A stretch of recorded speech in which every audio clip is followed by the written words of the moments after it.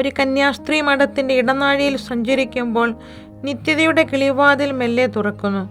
ഒച്ചയുള്ള ഒരു ലോകത്തിൽ നിന്ന് ഒച്ചയില്ലായ്മയിലേക്ക് വഴുതി മാറുന്നത് ശരീരത്തിനും മനസ്സിനും നല്ലതാണെന്ന് ശരീരശാസ്ത്രം വ്യക്തമായി പറഞ്ഞു തരുന്നുണ്ട്.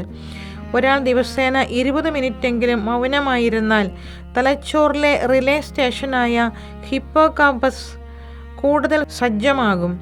മൗനത്തിൻ്റെ വേളയിൽ ഓക്സിറ്റോസിൻ, എൻഡോർഫിൻ എന്നീ ഹോർമോണുകളുടെ ഒരു പുഴയൊഴുക്ക് ശരീരത്തിൽ സംഭവിക്കുന്നു.